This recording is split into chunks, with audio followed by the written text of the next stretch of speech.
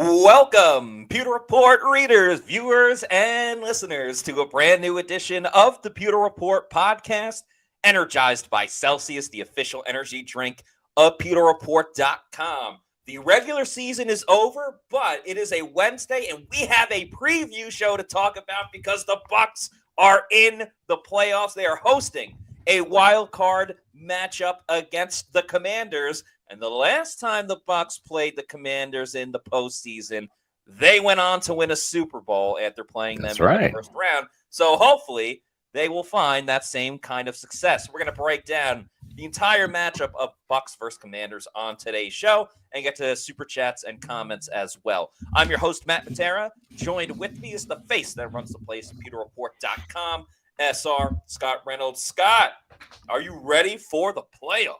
Yeah, I am. This is fun. This is the fun part of the year. This is bonus football. I remember plenty of years where the season ended in week 17, back when they had 16 games in a bye week. So this is good after a decade of darkness during the Josh Freeman, Jameis Winston years to have 5 straight years of postseason play in Tampa Bay is fun. Plenty of time to talk about the draft, right? I remember back in the days, Pewter Report, we would start our draft coverage like in November. Yeah. The mock drafts, just to keep your eye on this guy. Yeah, just to give Buccaneer fans something to cling to, something positive, right? Like, hey, they might finish with the top 5 pick this year. Yay. Now it's you want to finish at number 32. You want to end the season with the Super Bowl, hoisting the Lombardi Trophy, something that only the Tampa Bay Buccaneers have done twice in the division. Saints have 1, Bucs have 2, Falcons, well, they have 0, and same with the Panthers after 2 playoff appearances by each team. So will Tampa Bay win it a year early this year? I think it's going to be next year. But you know what, Matt? I thought the same thing when Tom Brady arrived. I thought, well, they'll have like a little intro to Tom Brady, learning the new offense, the COVID year and all that. They'll win it in 2021. Nope. They went on a hot tear down the second half of the stretch of the season and won the Super Bowl, what I thought was a year early, but hey, better early than never. So we'll see what happens. This is an offensive built team that wins with points. So are the Commanders. Both of these teams have defenses that are good, but offenses that kind of wear that superhero cape, right? In terms of scoring, Buccaneers are 4th, Panthers are 5th, 29.5 and 28.5 points respectively. So when Todd Bowles was asked today, does he think it's going to be a shootout? He said, I hope not. I'm a defensive-minded head coach. So you have to love Bowles' honesty there. Yeah, I think Todd Bowles is truly in playoff mode because we know he's not the most animated guy. Yes, he has some sarcastic quips here and there. The other day he said Mike Evans owes me $1 million. But mum is the word is typically what we can say about Todd Bowles in these press conferences. He'll reveal little antidotes of information. But even today, he was as tight-lipped as I've really seen him all season. How has this team grown? How has Jaden Daniels look compared to week 1? And it was just, he was playing the hits of like more experience and we're a complete team. We just got to play together, play within each other, whatever the case may be.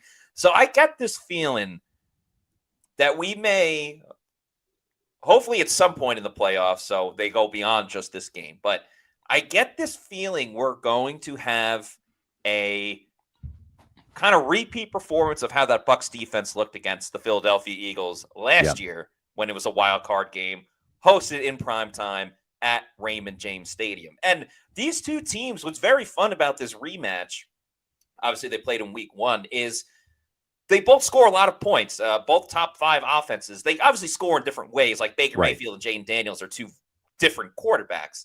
But there are some similarities in the sense of defenses that just don't take the ball away. Actually, the Commanders and the Bucs both only have 7 interceptions on the season. Now, the Commanders offensively have done a little bit better job of holding on to the football and not giving all those takeaways back. But it is kind of the same formula of like, let your offense do your thing. Defense kind of hang together, maybe make a play or two. And for me, I think that might be the big difference in this game is can the Bucs find a way to make a splash play on defense? It might not be until Yeah, the fourth quarter, but the playoffs are all about big moments. I think of, Shaq Barrett's interception against the Eagles in that's 2021 right. in that first round. I think of Sean Murphy bunting and all the interceptions That's right. that he recorded along the way to winning a Super Bowl. So the Bucs haven't taken the ball away during the season, at least with interceptions, but Right. the playoffs are a whole new thing, and everybody does not have a turnover just yet in this postseason. Yeah. As Brian S. says, the Bucs will have rematches in every round: Washington, then Philly, then Detroit, then Kansas City. Let's see if that happens. That would be quite the run right there. That I would respect it. Yeah, for sure. They've the great thing is they've beaten 3 out of those 4 teams. They actually beat the Commanders in week 1. They beat the Eagles in week 4. They beat Detroit up in Detroit in week 2, and they lost in overtime Kansas City on Monday Night Football, one of those 4 primetime losses for the Buccaneers. But here's hoping that they can overcome that. And they snapped the streak last week, Matt. So maybe they're onto something here, right? The Buccaneers were 0-6 when they didn't score first in games, and of course there goes that distinction because the Saints scored first, 2 field goals on the board, and the Bucs started slow. Then all of a sudden they turned it on the second half, and look out, they won that game, and so maybe this is the game where they get off the schneid when it comes to primetime. But you look at those primetime games, they had that Falcons game won, and it was more like they lost it than I think the Falcons won it. That was an overtime loss. Then you look at the Baltimore Ravens game, the Bucs were up 10-0. And all of a sudden, the Ravens just had an onslaught of offensive points. Tampa Bay got close at the end within 10, but that was pretty much a blowout outside of the final score. And then they had another overtime game in Kansas City. We all wanted the Buccaneers to go for 2, try to win that game. It didn't happen. They lost in overtime. They lost the coin toss. And after that, Baker Mayfield said, forget this stuff, man. I'm going to let Levante David do these coin tosses from now on. And, of course, they snapped their overtime jinx, right, in Carolina. Levante went out there for the coin toss. They ended up winning that game. And now, of course, they went down to Dallas, had 2 turnovers that were costly in the fourth quarter. Cowboys hung on to a lead at halftime, and they won that game. So 0-4 in primetime, but we'll see if Tampa Bay can snap that streak here in Raymond James Stadium on Sunday night. That's going to be a fun, cold game. It's cold in Florida. I've got my Pewter Report Columbia hoodie on. Yeah, I'm rocking a quarter zip. Yeah, so it's going to be a cold one. Probably kickoff temps around 50, maybe the upper 40s, and then by the end of the game, it's going to be closer to 40 degrees. So the frigid temperatures of Tampa Bay might have something to do with the outcome of the game. The ball gets a little harder when it gets cold. But, Tampa Bay is no stranger to the cold. They actually went up there in Lambeau Field and won. Yeah. So I don't think that's a streak or a jinx the Bucs have to worry about anymore. And you know what translates in a cold weather game? Running the football. And That's the right. Bucs know how to do that in droves. And I got to say, this matchup, I'm already excited for it because we get to cover it and we're covering a playoff game. But in my opinion, outside of the only other game that I think has a argument for could be the best game of the week is the Monday night game of the Rams and Vikings, which if the Bucs win on Sunday, they will be paying close attention to because they may end up playing that team in the next round. But in my opinion, Bucs versus Commanders has all of the juice, the pizzazz, the pomp and circumstance that you want for a game. 2 high-flying offenses, 2 Heisman Trophy winning quarterbacks, Jaden Daniels, the 2nd overall pick, Baker Mayfield, resurging his career over the last 2 seasons. I mean, even if you're a casual NFL fan, you got to get to a TV and watch that game. It is a star-studded affair taking place at Raymond James Stadium on Sunday night. No doubt about it. Let's get to some of the news that came out of One Buccaneer Place today. Matt and I were there along with Adam Slavon from Pewter Report, and we had some good news for the Buccaneers that they've been on a bit of a tear here in winning NFC Player of the Week awards. You had Yaya Diaby win the NFC Defensive Player of the Week award, which was really cool. Yaya Diaby, friend of the program, as we like to call him, Yaya Diaby, right? So Yaya had a big game, 3 tackles for loss, had a sack. He's been on a bit of a tear now. 2.5 sacks in the last 3 games. He's now at 4.5. The sacks haven't been there, but he finished the season with 65 quarterback pressures, which was 9th among all edge rushers. So glad to see those sacks are coming into fruition now, because it's one thing to pressure Jaden Daniels, Matt. It's another thing to actually get this guy on the ground. And I asked Diaby today about that. You can see here he's missing Jaden Daniels, and he said the speed is real. He is a fast dude. And Tampa Bay's had some success going back to last year in the wildcard game against Jalen Hurts, Jaden Hurts, the quarterback of the Eagles. And now you've got Jaden Daniels, who they've already faced once. They faced Lamar Jackson. Diaby actually had a sack against Lamar Jackson. So they should be used to playing against these mobile quarterbacks now. Oh, yeah, absolutely. They've gone up against enough of them at this point. One last thing about Yaya Diaby. I mean, you want to talk about a total badass. Like, not only did he win NFC Defensive Player of the Week, but in that game, if Bucs fans recall, he got injured for a little bit, and no one really knew what was going on because he came back into the game. Well, he told us today that he dislocated his right ring finger and had to pop it back in place, and then went back out there and kept playing. So, badass move by Yaya Diaby. But for me, with Jaden Daniels, like, we already know that he can run and he can scramble. He's the Commanders' leading rusher. He got close to 1,000 yards. He was had over 900 though. So we know what kind of threat that he is running the football, and that the Bucs have to pay attention to it, because it's not just designed runs. It's, let me pick a lane. I'm going to scramble and pick up 25 yards the way that Baker Mayfield certainly did in the last game and has done all season. But the thing that concerns me about Jaden Daniels and the Bucs defending him, yes, you absolutely want to get to him, get sacks, move the ball back. But we know he can run. It's Jaden Daniels' ability to extend plays that, to me, will be concerning. Because we know the Bucs on the back end in the secondary, they have issues. Pass coverage, their linebackers can't cover tight ends. So what if the Bucs go all in? They do finally put it together and have good coverage. But then Jaden Daniels gets another 2 seconds, and that gets Zach Ertz open. That gets Terry McLaurin open, just based on, his skill set. And it also brings a good question, and I saw it in the comments as well, is like, what type of defense do you go up against Jaden Daniels? Because there is always the risk of you play man-to-man, which the Bucs don't all the time. But they, honestly, when their second-half turnarounds have come about, it's because they're playing tight, or when I say tight, like up at the line of scrimmage, close coverage, and being aggressive.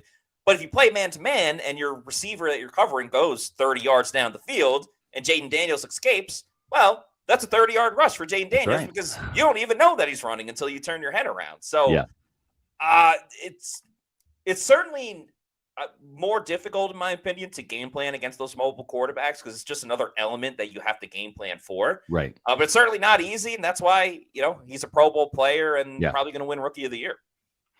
Yeah, to me, and this is a good question from Scotty J. Scott, how do you defend this man? Jaden runs, Bulls soft zone. He picks you apart.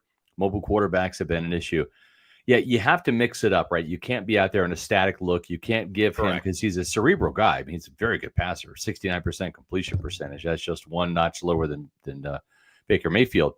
But you have to give him different looks. Bulls did that a lot in week 1. And to this guy's credit, he's got a fast processor. Like, he does a good job against the blitz. All those blitzes that Bulls threw his way as a rookie quarterback in his first game in week 1, he's only sacked twice. Both those sacks came in the second half. And Bulls did have him on the run a lot, because he did scramble 16 times, 88 yards. Those scrambles didn't end up hurting the Buccaneers. But now, as you said, Matt, he's not just looking to run to get yards. He's looking to run laterally behind the line of scrimmage, wait for Ertz, wait for McLaurin, or Olamide Zaccheaus to get open, one of those receivers downfield. And that's hurting defenses more with a 22-yard throw than a 12-yard scramble, right? Just he's getting twice the yards by looking for those receivers down the field. How would I defend this? I wrote about one of these little schemes that I came up with in my 2-point conversion yesterday afternoon, yesterday evening. I would play a 5-man defensive front, just like Bowles rolled out against the Eagles to try to stop that ground game in last year's wildcard playoff game. What that does is that gives you 5 athletic guys up front. Remember, Kalijah Kancey didn't play in the season opener, right? So you've got him big. now. Logan Hall, who's got 5.5 sacks. He's a long, athletic guy. I would have Anthony Nelson and Yaya Diaby at outside linebacker. I'd have those two guys because of their length and because of Diaby's speed. I'd probably have him on the blind side of Jaden Daniels, tracking him down from that. If Jaden's going to roll, I want Anthony Nelson with those 6'7", those long arms to be up in front. Yaya coming from behind, and then you've got Vita Vea, Kalijah Kancey, and Logan Hall. That's my 5-man front. And I think when you do that, it does a couple things. It takes away the running game. You want to make this team one-dimensional. You don't want to get Brian Robinson going. You don't want to get Austin Eckler or Rodriguez, the other running back from Kentucky. You don't want to get those guys going. So make the Commanders one-dimensional. That's kind of what happened in week 1. But then also having 5 guys up front, it does 2 things, Matt. It takes away the running lanes, right? You should have pretty good gap integrity, even if you're rushing straight ahead or doing some stunts. You've got 5 guys up front that have a chance at getting Daniels before he finds an escape lane. Right. If it's 4, those escape lanes could be present, and they could also be wider too. And it also forces Daniels to keep a tight end or a running back in to help block. You do not want to have 5 one-on-ones across the board. Right. You want to be able to double with your center, one of those defensive tackles. It might sound appealing to have 5 targets, but you don't want to have that if you have 5 guys rushing the quarterback, because Kalijah Kancey is going to win a one-on-one. Vita Vea is going to win on one. We've seen Yaya Diaby get hot now. So by having 5 defensive linemen, that's going to force a tight end or a back to stay in. Now all of a sudden, you have 4 targets for Daniels to throw to, and you've got 6 guys you're dropping back in coverage, right? 5 up front. Now you're dropping 6. 6 on 4. That's a good number, especially when I'm only really concerned about 2 guys. If I lose this game because Olamide Zaccheaus beats me, okay, well, shame on me. I deserve to lose. But McLaurin and tight end Zach Ertz, those are the 2 guys you have to really worry about.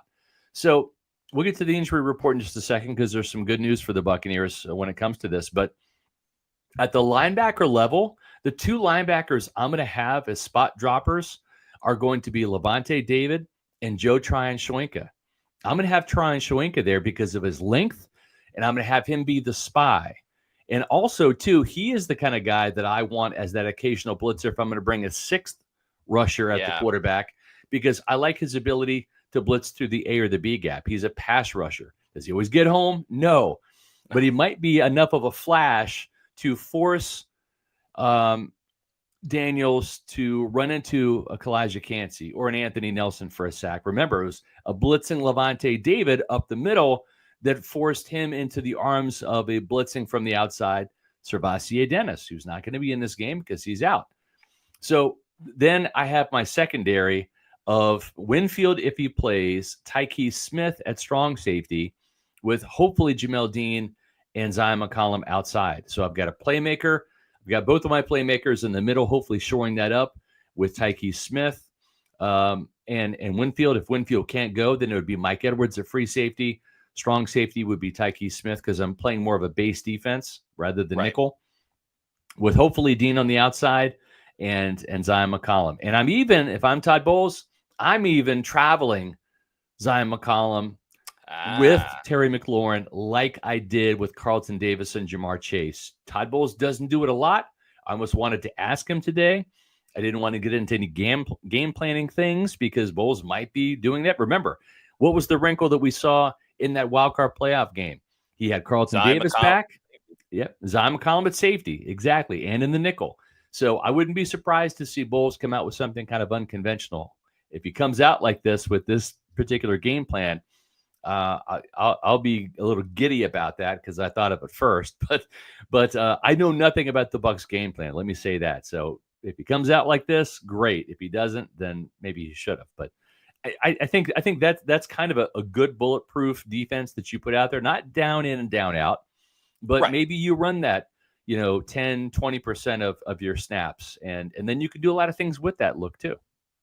I'm liking everything you are saying. You are cooking with this defensive game plan. And the first thing I was thinking of when you mentioned JTS at linebacker is that JTS is this year's Zion McCollum of like the chess Yeah. piece of him in a different place. And it Yeah. reminds me going back to the NFL meetings last year before the season began, where there was conversations about JTS being a joker role or a hybrid role where he plays in so many different spots. And who knows? Maybe this was the plan all along where, okay, you're going to play traditionally outside linebacker, but if we reach the postseason, we're going to Yeah. have to do something different. And if the Bucs are healthy in the secondary, that was the other thing that I was going to say is certainly Terry McLaurin is a great wide receiver in this league, over 1,000 Right. yards, a lot of touchdowns. Ertz, just with the way that the Bucs have not been able to defend tight ends this year, Ertz is certainly a threat. But outside of that, I like the matchups for the Bucs against the other skill position players. Zacchaeus, you mentioned, Noah Brown, De'Ami Brown as well. Like if Jamel Dean is healthy, if he's able to play, and that's a big if, I like Dean in those matchups. I do too. I know Washington likes to get their running backs involved, but the Bucs over the last month have gotten back to what their bread and butter used to be back in the day, which is stopping the run and not letting running backs like hurt you with the short pass and things of that nature.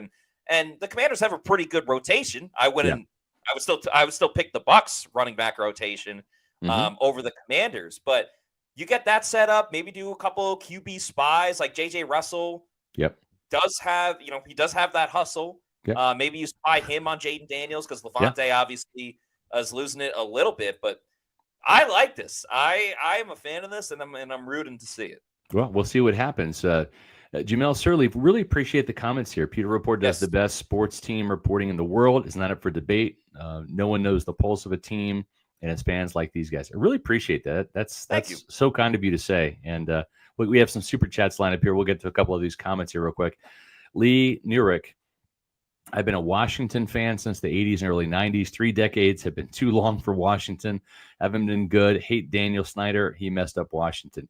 You really did. I was born in Alexandria, Virginia. So by birthright, I was forced to be a Washington Redskins fan growing up. My mother would not have it any other way. That's just how it was. I had a John Riggins jersey I wore every day of school in my first grade there. I moved to Kansas City in second grade. But, there's something about Hail to the Redskins, which always resonates with me. I just grew up, one of my first dogs, I named him Manly for Dexter Manley. So I've got a lot of my relatives are big Redskins / Commanders fans. So they have been absolutely over these last 3 decades, just, brutalized by Daniel Snyder and his bad decisions. So it's good to see Dan Quinn, who's a good guy. It's good to see that franchise on the rise. Jaden Daniels, one of my favorite players in college football over the last couple of years. It's good to see that team kind of, get back to some glory, and hopefully not on Sunday night. I'll be the first one to say that. My allegiances to that team have died a long time ago, so I don't have a rooting interest in them whatsoever. But they've been downtrodden for so long. It's good to see them on the way back up. And it started with Daniel Snyder having to sell the team. And thankfully that happened. He was an awful, awful owner. Yeah, and seems like a really bad person, too. Yeah. And as soon as they get new ownership, like Magic Johnson's behind it, they make the playoffs, they get Jaden Daniels. And I think Washington for the future is in a good spot. So if you're a Commanders fan, you got to feel pretty good about what you have for the team as a whole. It kind of reminds me a little bit, Scott, of, again, going to that 2021 season when the Bucs played the Eagles. The Eagles weren't what they were just yet, but that was like their first stepping stone. That's right. Bucs obviously beat them, and we all know how their season ended. But then the Eagles went on to, make a Super Bowl recently, and they're obviously a really good team this year too. So it kind of reminds me a little bit of the Commanders. But nonetheless, we do have some super chats to get to. But first, let's talk about our friends over at Celsius, Yeah. which, of course, Celsius is the official energy drink of PewterReport.com. They have so many fantastic flavors, and they're making new ones all the time, including the playa flavor or the playa flavor, however you want to describe it. A little bit of Spanish in there with the beach. Yeah, there we go. There we see it. The playa Celsius energy drink. Pina colada flavored. Want the flavored. Bucs players to do a great job and enjoy it on the playa as well. Yeah. What was that, Scott?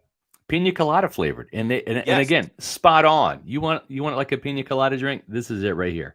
Energy drink, tastes just like a pina colada. No alcohol, of course, but plenty of energy. And this Celsius had this morning. Fantastic new flavor. Yeah, if you like pina coladas, check out the Celsius energy drink. Of course, so many great flavors, like I mentioned. If you need to know where to find a Celsius energy drink, head on over to the Celsius store locator on their website. Punch in your address, and it'll tell you the closest location where you can pick one up. Could be a Walmart, a Publix, Stop and Shop, or it might just be your bodega. Bodega. As Penn Wiles says, just tried the new retro vibe today, sherbet flavor. Very, very cool. Nice. And once you keep going to your bodega, you love Celsius and you want more, you want to get it in bulk, you can over on Amazon with the subscribe and save. I'd recommend the variety pack because there's so many fantastic flavors, like I mentioned, and you can get it sent to your place of residence whenever you want. Completely up to you and at your leisure. Just make sure you're drinking Celsius energy drinks, the official energy drink of PewterReport.com. In Q44, this comes as no surprise. Exactly. Orange is good. Yes, no doubt. My favorite flavor, and certainly coming from an orange man, I know that's your favorite flavor too. Let's get this injury report news, Matt, because it's fresh off the wire here.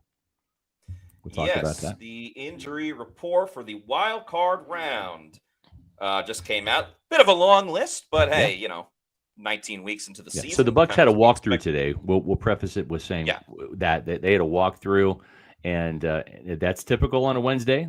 Todd Bowles has got this team on the right path, and so this is an estimation of if they would have practiced, what their availability would have been. Correct. So starting off, tight end Devin Culp, ribs full. Linebacker Levante David, knee limited. Jamel Dean, knee limited. Mike Edwards, quads limited. Mike Evans, rest limited. Well deserved. Will Golston, knee full. Logan Hall, groin, did not participate. Josh Hayes, ribs full. Troy Hill, they opened up the practice window for him with the knee, foot full. Bucky Irving, shoulder / shin full. Jalen McMillan, finger full. Kate Otten, one to pay attention to, knee limited. Sterling Shepard, foot limited. Tyke Smith, personal, did not participate. Antoine Winfield Jr., knee full. Todd Bowles called us that today. Yep. That was big time. And Tristan Wirf's quad was limited. And then real quick, we'll go through Washington. Tight end John Bates, shoulder full. Tyler Biadasz, limited with an ankle. Jeremy Chin, rib limited. Brandon Coleman, knee limited. Jamison Crowder, hamstring limited. Jaden Daniels, quad full. Zach Ertz, Clellan Ferrell, Dante Fowler Jr. all did not participate because of rest. Marshawn Lattimore, hamstring full. Obviously a matchup we'll all be paying attention to. Yep.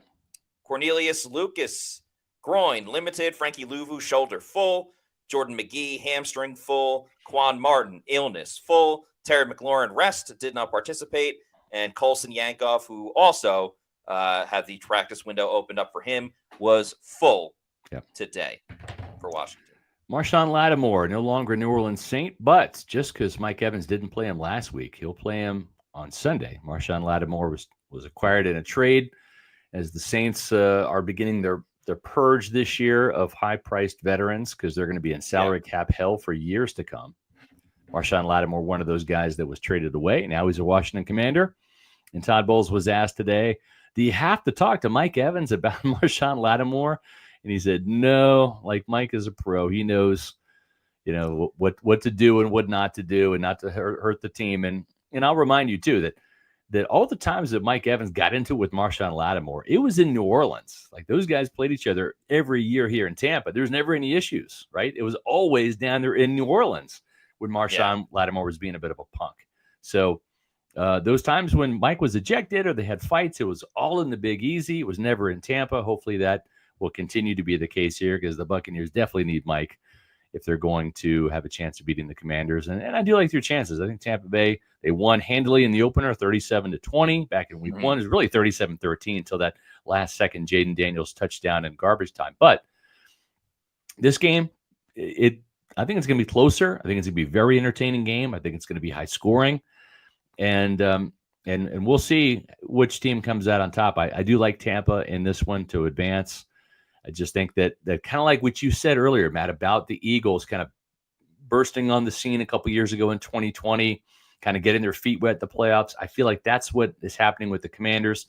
This is like intro to the playoffs, take your L and go home, and then maybe see you next year, right? I think that's it. I think the Tampa Bay Buccaneers are a little bit more playoff tested. Even those younger guys, Elijah Cansey, Yaya Diaby, those rookies last year, they played in 2 playoff games. So they have that experience, and they're going to be ready to go.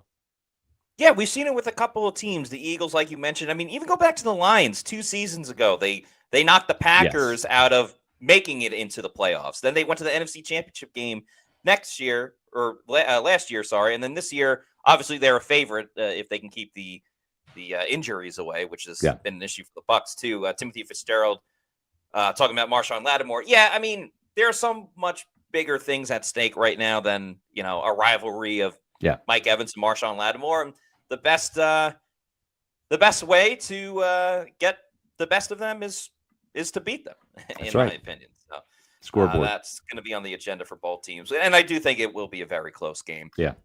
Let's get to these super chats. Thank you to Red Fish with this $4.99 super chat. Hey guys, do you think it makes sense to play Daniels like we did Justin Hurts last year in the playoffs? Why or why not? Thanks again for all you do. Thank you. Well, I think there are 2 different quarterbacks, right? When you look at Hurts and Daniels, they're Jalen Hurts is he's got more experience. I don't think that he is the passer though that even Jaden Daniels is. I think Jaden is just got the pocket presence. I think he's more of a cerebral player.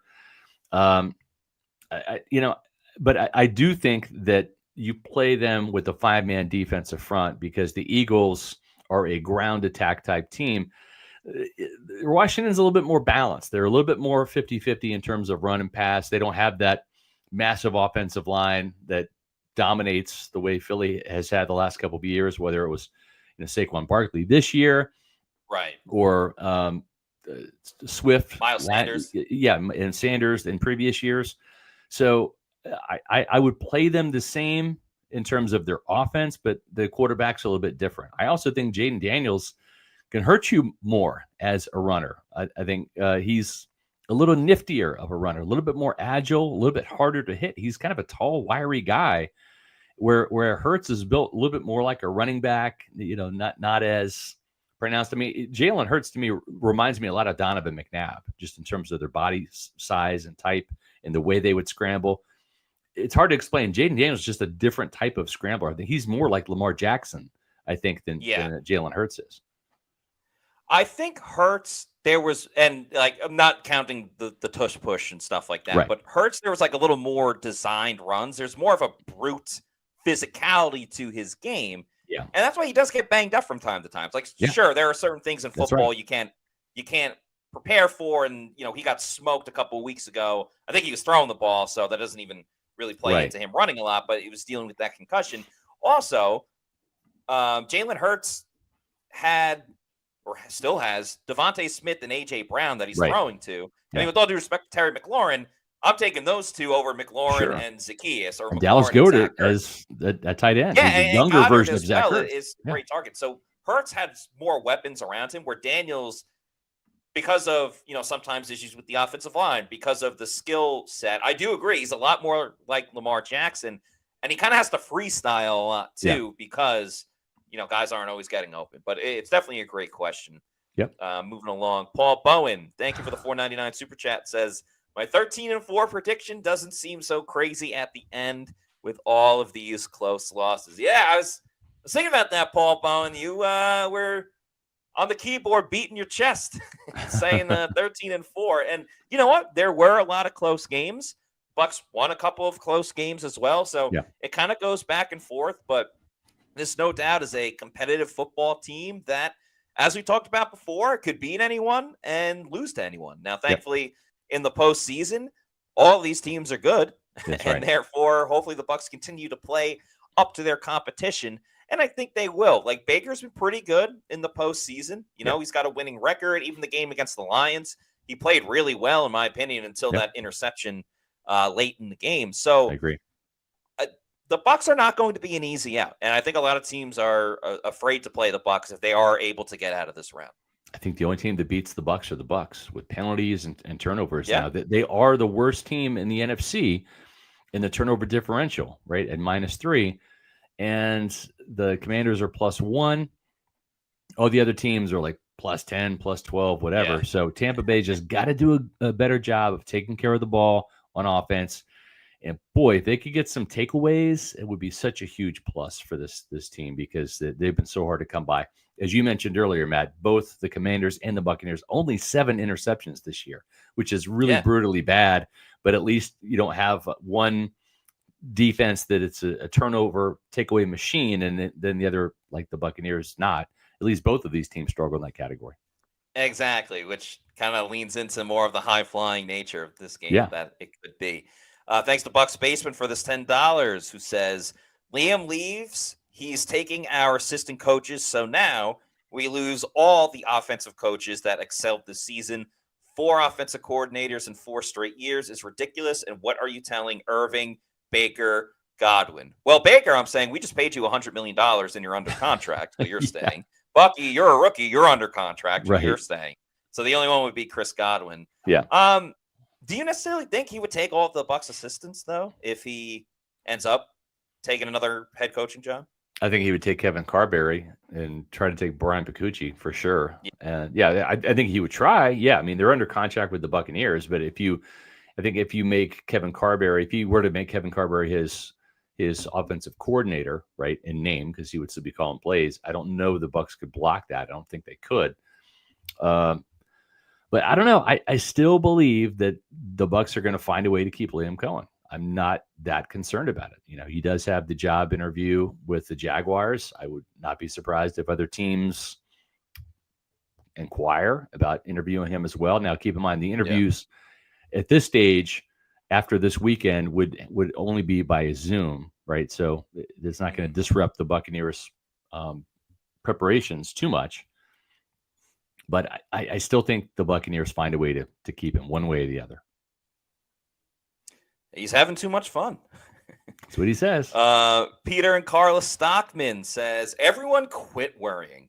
The game is already a win. My daughter is going, and she is 8-0 when attending games. She was at the playoff game last year. Well, Peter and Carla Stockman, thank you for bringing the good luck for the Tampa Bay Buccaneers, and hopefully that continues. The Buccaneers do win. Book a trip to Philly for your daughter. Yes. So this team could continue if she's the reason why.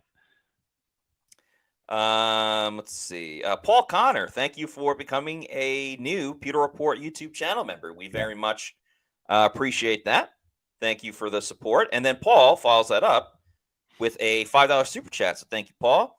Says, hey guys, do coaches count against the cap? And if not, what's to keep the Bucs from offering a king's ransom and making Liam Cohen the highest paid offensive coordinator? Well, they certainly can, and they have the history of doing that on the defensive side. They made Bonnie Kiffin after Super Bowl 37 the highest paid defensive coordinator, did the same thing with Todd Bowles after winning Super Bowl 55. I think you do that. Now, the thing is, contracts for offensive coordinators and defensive coordinators is not typically public knowledge. Generally speaking, good offensive coordinators make about $1.5 million per year, somewhere in the $1 million to $1.5 million. That's kind of the number. If you're inexperienced, like I don't know that the Buccaneers paid that much for Dave Canales, and maybe even Liam Cohen making less than $1 million is my guess. I don't know. But I do know that Ben Johnson is the highest paid offensive coordinator in Detroit right now and is believed to be making between $3 to $4 million per year. Again, I don't know that, but this is what I've heard. So I'm going off of that. So, yeah, I mean, you make Liam Cohen the highest paid offensive coordinator, whatever it takes to get that done. Even if Bowles, and I don't know what he's making, maybe he's making $5 million a year. That's kind of between 5 to 10 million. That's kind of the range, it seems, for head coaches. If Bowles is making 5 and you pay Liam 3, so be it, right? It's the cost of doing business, Laziers. It's the cost of winning. So keep a good thing going in Tampa Bay. And with Todd being 61, Liam being 39, it just makes sense to have some continuity, right? That was part of the allure. The Laziers and Jason Light even said that, hey, we're getting Bruce Arians out of retirement, in his mid to late 60s, but we have all of these potential coaches, Byron Leftwich, Todd Bowles on the staff. So there's a continuity plan in place if something were to happen to Bruce, and something happened, he retired. And Todd Bowles became the next head coach and has won 3 division championships in a row. So why not continue that successful succession plan, right? He's found an offensive coordinator that's even head and shoulders above Canales. It was way better than Leftwich. So keep a good thing going. Yeah, and I keep going back to what Cohen said, I believe last week when you asked him, and he's like, yes, my goal is to be a head coach, but it can wait. Like, I don't have to be a coach after this season. And I truly think it's best for Liam Cohen to not just take any head coaching job. Take a head coaching job, and I know it's hard to find because usually a team that's looking for a head coach is a team that lost a lot of games and doesn't have a lot of good players, and you have an early draft pick. Right. But if you can find truly a good situation, and I don't know if there is one out there right now, like the Jaguars, for example. On paper, it doesn't seem like the worst plan. Like, you're in the AFC South. It's not really that good of a division outside of the Texans. You have Trevor Lawrence. Brian Thomas Jr. seems like a soon-to-be superstar. But then you have the issue with, Trent Baalke as the general manager. Outside of New England, which seems all set on Mike Vrabel, and certainly Las Vegas you have to think about as well. Outside of that, I don't know. I think for Liam Cohen, it might just be the best move to come back to the Buccaneers and just do it all over again with the same group of players. Because the biggest thing is that this is much different than when Dave Canales became a head coach. Because think about it. Last year, there wasn't all of this talk about, hey, this year a head coaching candidate is going to be Dave Canales. To me, it was a lot more of, nobody really wanted the Carolina job because nobody wanted to work with David Tepper. So it was like, that's true. All right, Dave Canales. And Canales is going, I may never get this opportunity to be a head coach again, so I have to take it now. Where Cohen, people have been talking about him for weeks now. And I don't think, regardless of what happens on this playoff run or going into next season, I don't think people are going to stop talking about Liam Cohen as a really good offensive coordinator and a future head coach. So, he's got a good bargaining chip going on. He does. And let's not forget, the reason why Todd Bowles has had success, he's been here since 2019. He had a hand in drafting all these defensive players. His system's already installed, right? So it'd be the same thing with Liam Cohen. You already have your offensive line built. You already have your weapons. You already got your quarterback. You got your running game.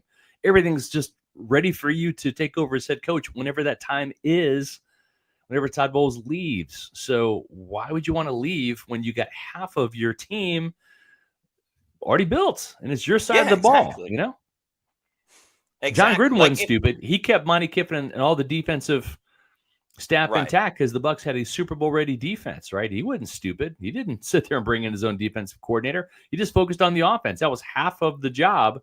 And boom, Super Bowl, first year out of the gate. So yeah, I'm with you. There's a lot of reasons why Liam Cohen could and should stay in Tampa. Yeah, just got to get it done one way or another. Thanks to Cam for the $4.99 super chat. It may be a first on this show, as Cam says, watching Twilight while listening to Matt and Scott. We will be playing February 9th against whoever. Well, shout out Twilight, Robert Pattinson, Taylor Lautner. I forgot who the main female character is. It's Kristen something. But anyway, shout out Twilight. Never seen the movies, but hope you're enjoying the movie and enjoying the podcast at the same time. There you go. Excellent. Yeah, we always appreciate Hezo, 813, who's now a member for 5 months.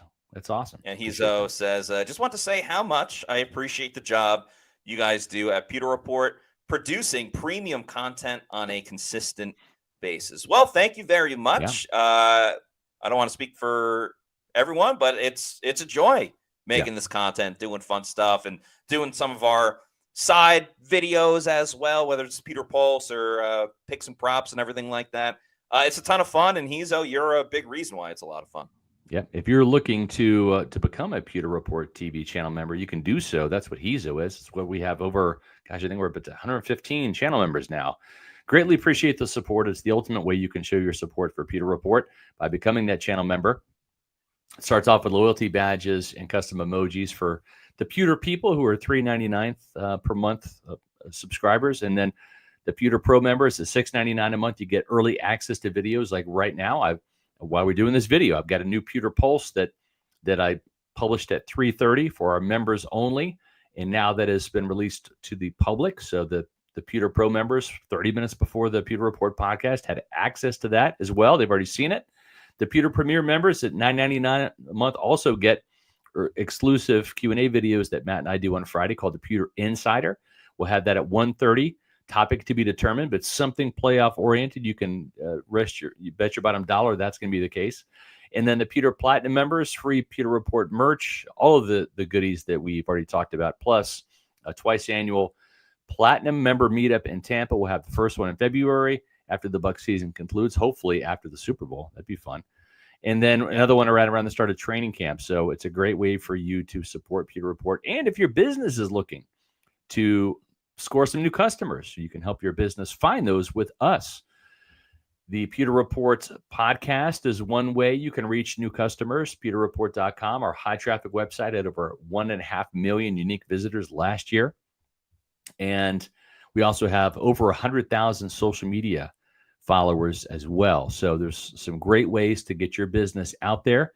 And I know Celsius has had a huge run with us. We greatly appreciate their support.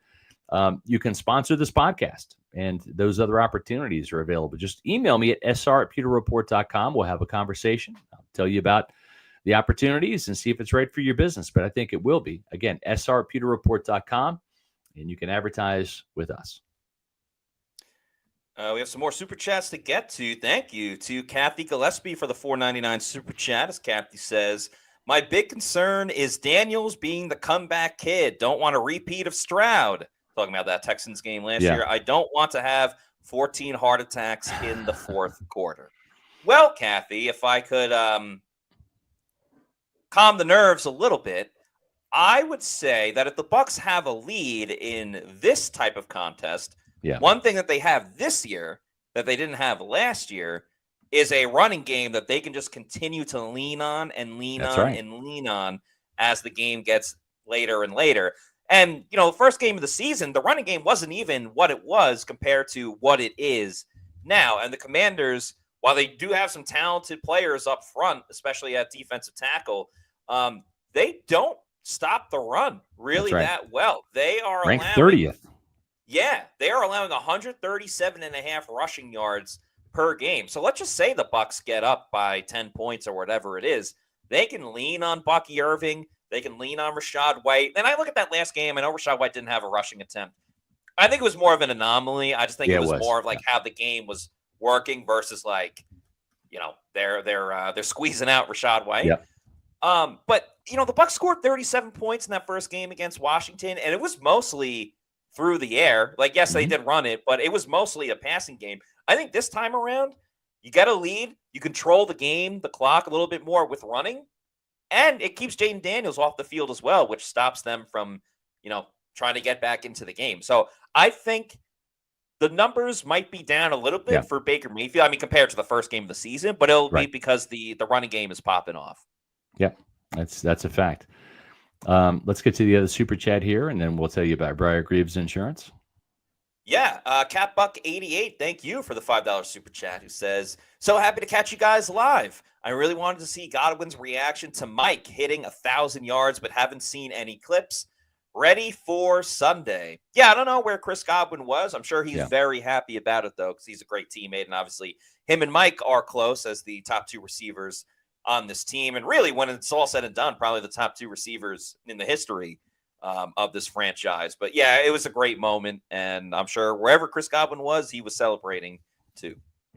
Yeah, I mean, when you look at Godwin, probably, if I had to guess, up in a luxury suite, right? That's probably where he was. He's been on crutches still. I think it was probably a little premature for Todd Bowles to say, well, maybe, if we make a deep playoff run, he can come back. He's not coming back this year. He's going to be a free agent too, but he will be back in Tampa. I've already gone out and said that. I've already put my reputation on the line saying he will be back. I did a Pewter Pulse on that last week, and you can check out my new Pewter Pulse right now. I'll drop that in the chat here in just a second. But before we tackle more Bucs topics, you better make sure you have tackled your insurance needs, and you can do that with Briar Greaves Insurance. If you're a longtime Pewter Report podcast listener, you probably remember the late, great Mark Cook talking about Briar Greaves Insurance. Well, you know what?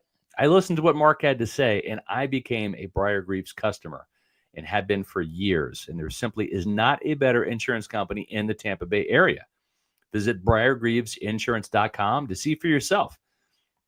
See, Briar Greaves Insurance is a family-owned and operated business. Their main goal is to help people. That's it. Help people find the right insurance policy for you and your family, whether it's home or auto, boating insurance, business insurance, commercial insurance. Turn to Briar Greaves and find out why their personal touch and their customer service set them apart.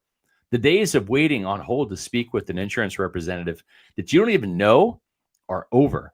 With Briar Greaves Insurance, you have the relationship with your agent who can answer your questions and advise you on the best policies. As 2 recent hurricanes have shown all of us that live in the Tampa Bay area, there is a cost to living in paradise. Briar Greaves can help you make sure that you got the right hurricane and flood insurance to make sure that you and your business are protected. Visit BriarGreavesInsurance.com today. That's Briar, B-R-I-E-R, Greaves, G-R-I-E-V-E-S, or call their office today at 813-876-4166. That's 813-876-4166. And tell them Pewter Report sent you.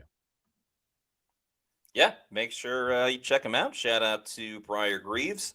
Thanks to Max Powers for this $4.99 super chat. Who says, if the Bucs made it to the Super Bowl, do you think there's any chance Godwin returns? We kind of just addressed this before the ad, but yeah, very likely not. Even Todd Bowles said likely not when it came to, is there a possibility of a chance? It just sucks. I don't think it's going to be like a Vita Vea type of thing when Vea got injured in 2020 and was able to come back for the NFC Championship game. It sucks, but that's football sometimes. Yeah, and that Vita Vea injury that happened in week 4, and Correct. Godwin happened 3 weeks later, right? So maybe like another month, he would have probably, if you're talking like March, and obviously the season's over in February, but probably another 3 to 4 weeks he might have been able to, but it just not in the cards. Joel Elrican has now been a Pewter Report YouTube channel member for 5 months. Thank you so much, Joel, for your support. Who goes on to say, my brother got me a ticket to Sunday's game for my birthday. Yeah. I'm super excited. Maybe I'll see y'all out there. Go Bucs. Well, that is awesome. Happy birthday. Hopefully the Bucs get you a win, and even better that you're going to be in person for it.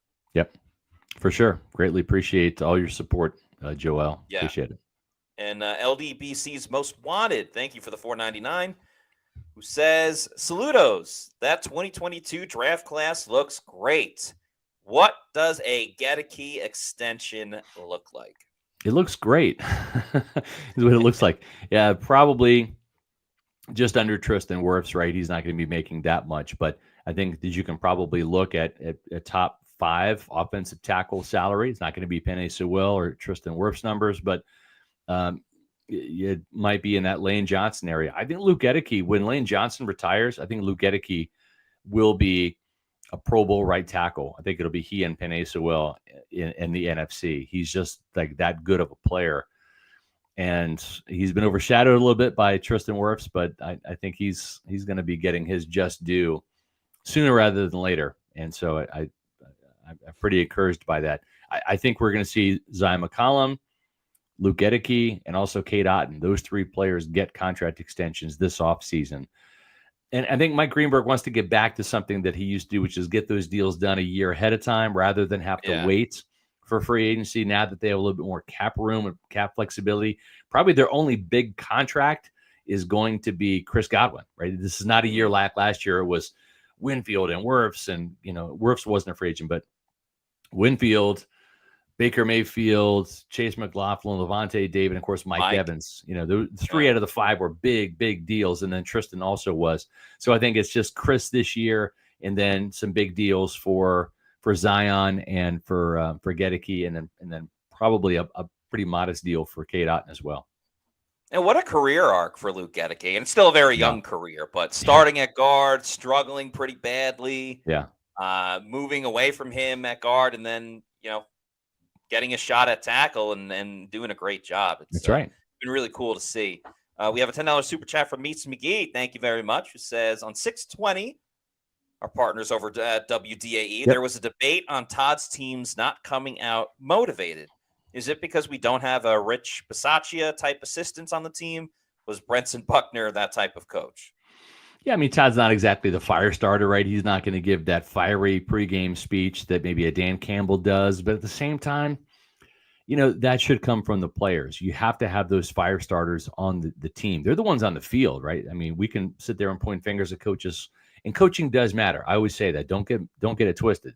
Coaching is very important, but it is good to have that kind of fire and brimstone guy. That was the case with John Gruden and Bruce Arians. Those two won Super Bowls. But I think, too, Baker Mayfield, he was the igniter. He was the spark in that third quarter. And so there's enough players in this team that I think that have that. Tristan Wirfs has become more vocal. I'd like to see Luke Gedeke become a little bit more like Ryan Jensen. I think he's made strides in that area. The leadership on this team is kind of taking some steps forward. But, I mean, my new Pewter Pulse video is about, like, what the hell is Todd Bowles saying at halftime, right, for these brilliant second half performances? Maybe you should lead with that. Whatever he's saying at halftime, maybe you should lead with that and start the game better on defense than he has. So I agree with what Todd Bowles had to say. I want to say it was at the end of last week where it's talking about, like, players being ready for this game. And he's like, if you need extra motivation to be up for this game, then you probably shouldn't be playing. And I tend to agree with that. I do think there are certain times where maybe a little extra pump-up speech or pep talk can help. But I also believe Todd Bowles knows the pulse of his team and knows when would be the right time to bring that motivational speech or pump-up speech or whatever the case may be. And you just got to trust Bowles will do it at the right time when it's necessary. Yeah. He did say to G.J. Reeves at halftime of the Carolina game that when Carolina got a touchdown right on the board and made that score 27-14 at halftime rather than 27-7, he told G.J. Reeves, our defensive backs need to get their heads out of their asses. And so we've seen Todd Bowles get a little feisty at times, and I'm sure that was probably one of those moments at halftime. Folks, we feel like we're at halftime of our previews because it's going to continue tomorrow. This is a big game. It deserves 2 days. So the wildcard preview continues tomorrow. Matt and Adam will be talking about how do the Bucs stop Jayden Daniels and get more into these in-depth matchups. There's plenty to talk about tomorrow as well. We didn't get to everything today. We had some great Super Chat participation. Levante David's role. Did they spy Jayden Daniels? Did they use him to cover Zach Ertz in the passing game? Tight ends have killed the Buccaneers this year. Will Ertz be the next guy? We haven't even talked about Jonathan Allen and Deron Payne. We had Graham Barton at the podium today talking about that. So there's a lot more to talk about there. Will this team, how will they handle Bobby Wagner, who, like Levante David, is just kind of an ageless wonder, especially with the tackle totals, over 120 tackles again for both those guys. So there's plenty more to talk about tomorrow in this matchup. Terry McLaurin, I'd love to see Zion McCollum shadow him. I think if Jamel Dean comes back, you feel better about it. I think Josh Hayes played better in the second half of that game against the Saints, but we've seen Josh Hayes struggle. We'll go back to Monday Night Football in prime time against a wily veteran, right? DeAndre Hopkins really took him to school. So we'll get more of an injury update tomorrow. We'll see if Winfield and Dean plays, but make sure that you stay tuned for tomorrow's show at 4 o'clock on Pewter Report TV.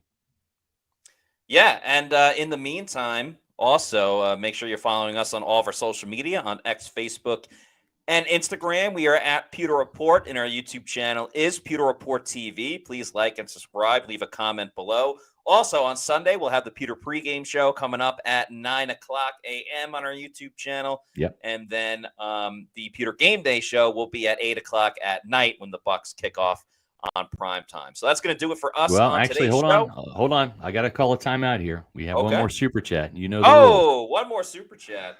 Thank you, Gino Sisson, for the $11 super chat, 11-11 specifically. And Gino says, the Buccaneers have a 3-1 record in postseason rematches against the same opponent from 2020 to the present. Hopefully, it will be 4-1. That's a good stat, Gino. Nice find. It is. For sure.